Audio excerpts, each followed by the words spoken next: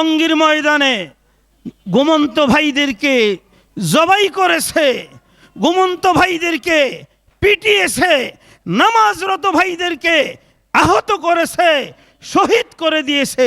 সারা পৃথিবী জুড়ে এর বিচার হয়ে থাকে। হত্যার বিচার হত্যা, আল্লাহর কোরআন হত্যার বিচার হত্যা, সারা পৃথিবী জুড়ে হত্যার বিচার হত্যা। সুতরাং বাংলার জমিনে বাংলার মুসলমান চায় এই হত্যার বিচার সর্বোচ্চ ফাঁসি চায়। সুতরাং অন্তর্বর্তীকালীন সরকারের নিকটে আমাদের আবেদন, যারা এই ফাঁসি এই হত্যা করেছে, এই হত্যার মধ্যে যারা জড়িত আছে, তাদের সংগঠন তো যারা সংগঠনের মধ্যে যারা আছে তাদের সকলকে সারা বাংলাদেশ নয়, শুধুমাত্র বাংলাদেশের জনগণ, বাংলাদেশের সরকার নিষিদ্ধ করবে তাদের সর্বপ্রকারের কাজ কারবার। কি বলেন, ঠিক না বে ঠিক? আমরা ইনশাআল্লাহ বাংলার জমিনে তাদের কাজ কারবার হতে দিব না।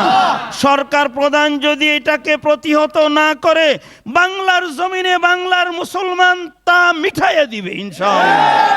কিন্তু আমরা আইন হাতে তুলে নিতে রাজি না, আমরা আইন হাতে তুলে নিতে চাই না, বিধায় আমরা সন্ত্রাসী কার্যকলাপ করতে যাই না।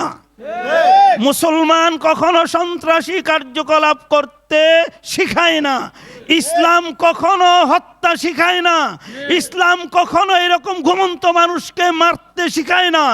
ইসলাম ভদ্রতা শিখায়, ইসলাম দুস্থ বুজুর্গ ভাই ও আজিজও, ইসলাম শান্তি শিখায়, ইসলাম ভদ্রতা শিখায়। সুতরাং ইসলাম কখনো মানুষ মারতে শিখায় না।